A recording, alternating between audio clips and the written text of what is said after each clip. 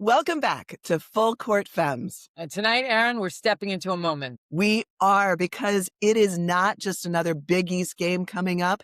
It is the big one we've all been waiting for. St. John's versus UConn, Madison Square Garden, Friday night, Super Bowl weekend. February basketball, standings pressure, national eyes. And you can tell how excited we are. But before we turn the page to Friday night, we got to close the book on DePaul, because how St. John's won in Chicago matters just as much as the final result. Final score, St. John's 68, DePaul 56. And this one never turned into a flow game. It was boring, it was low scoring, physical, and deliberate. A true possession battle with a few technicals thrown in.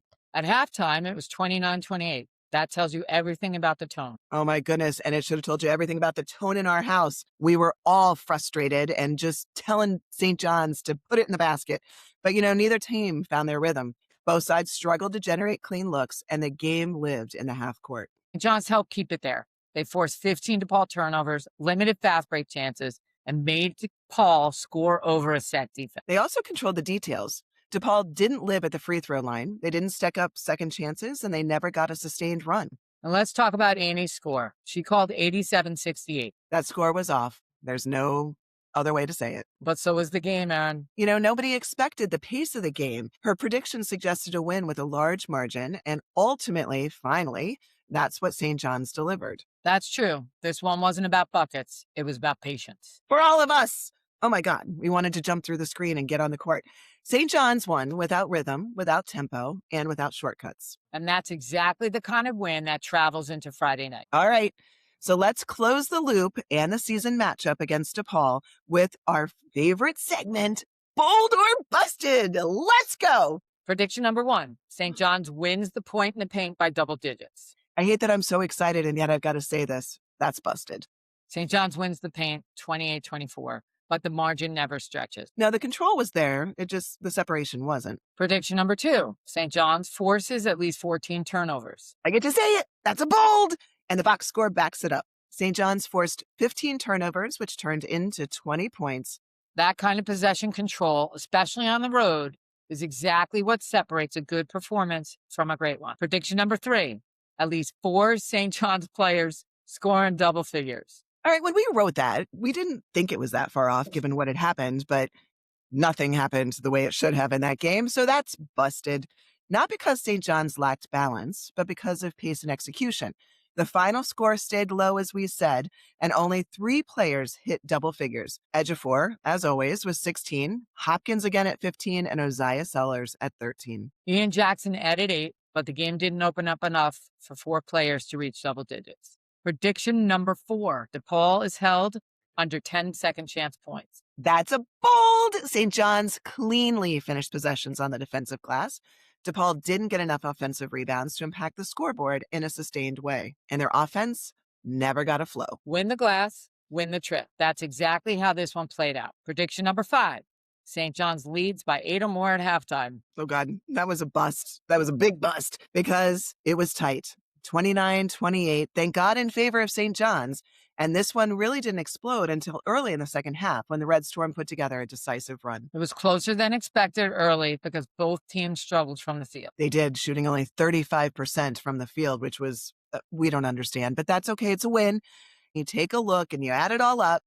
We had 2 bold, 3 busted, and a game that proves patience wins when offense is at a premium.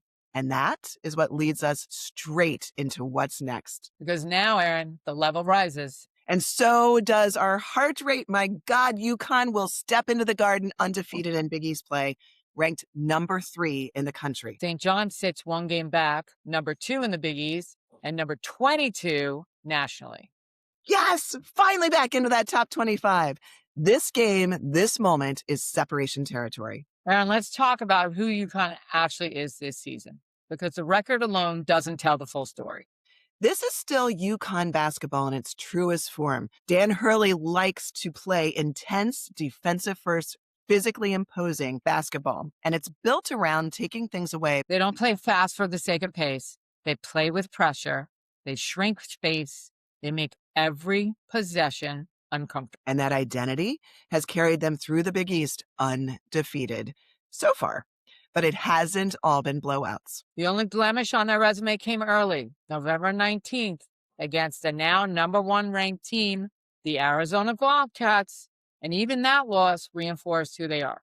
I think you have some love in your heart for the Wildcats. I think one of your kids goes to school there. The Huskies didn't unravel. They didn't abandon structure. They just didn't execute cleanly enough against a high-level opponent. And that's been the last time they've been pushed outside their identity. In league play, UConn has had to earn some of these wins, though. Yes, they did, because they needed overtime to get past Villanova on January 24th. That game was about patience and defense, not dominance. Then came a narrow win against Providence on January 27th, right after a close call with Georgetown on January 17th. Those games matter because they show you something. When you first look at how those games were played, it made you think that the hype around UConn wasn't real, and they just hadn't found a strong enough contender after Arizona. But what it really shows us is not about who they're playing. It tells us that UConn doesn't panic when games get tight.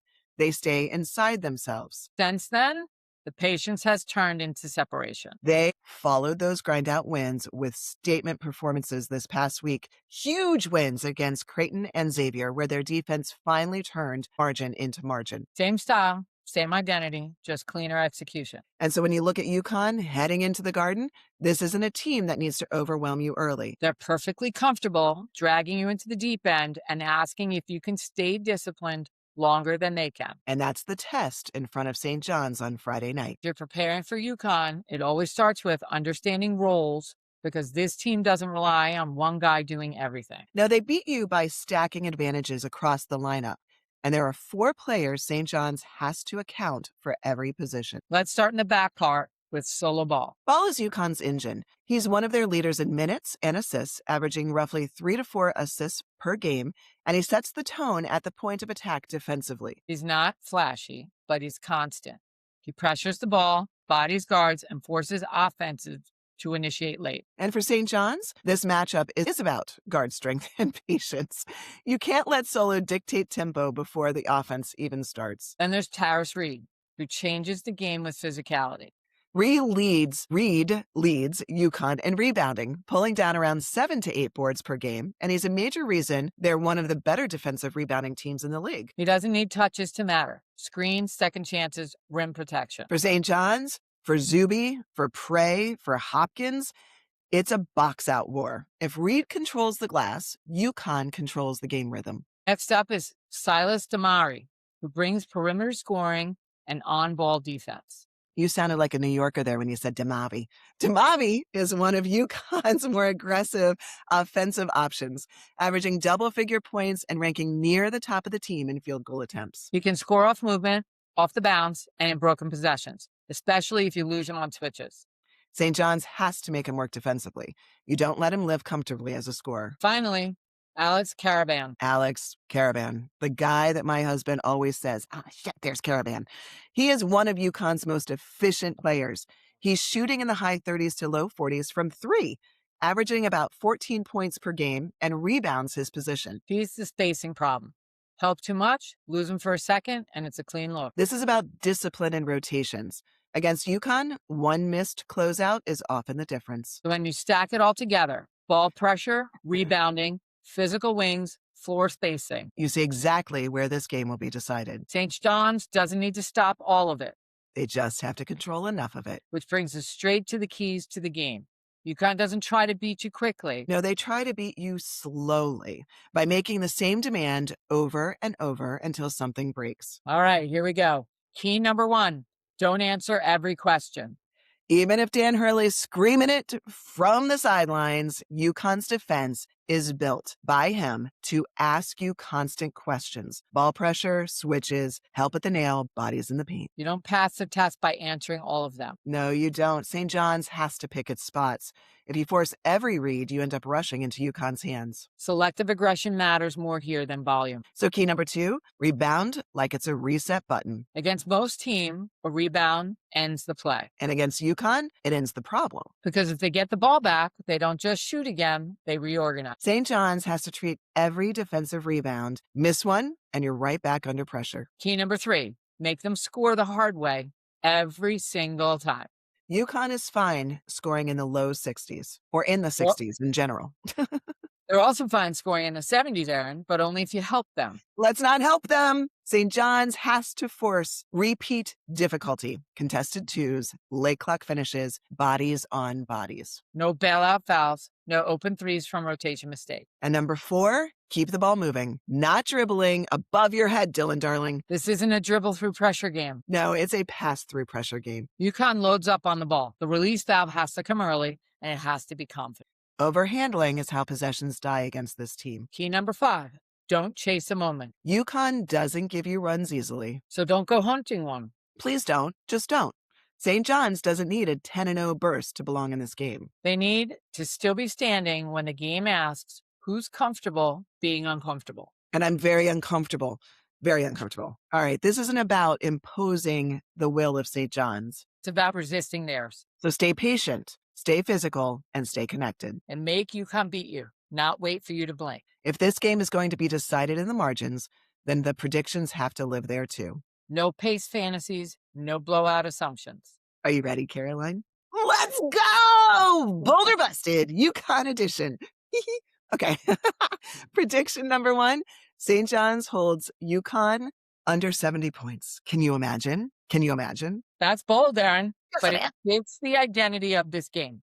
UConn is comfortable winning ugly. If St. John's can force contested twos and eliminate free points, this stays in grinder territory. If this hits, it means discipline held for 40 minutes. All right, prediction number 2, St. John's wins the defensive rebounding margin.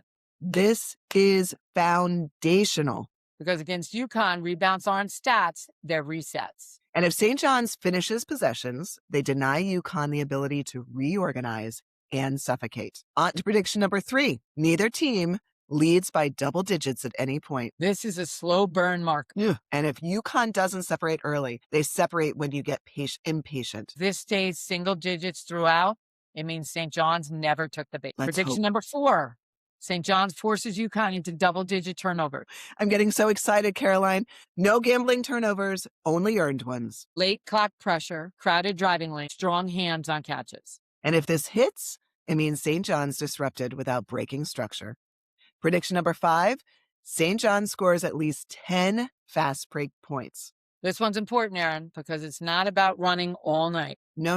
It's about choosing when to run. UConn is elite in the half court. Fast break points have to come off clean rebounds and clean steals, not forced pace. Oh my God. And if St. John's gets to 10, it means they punish mistakes without turning the game into chaos. None of these predictions require St. John's to be perfect. They require them to be patient, just like I have to learn in this segment. Absorb pressure, take what's there.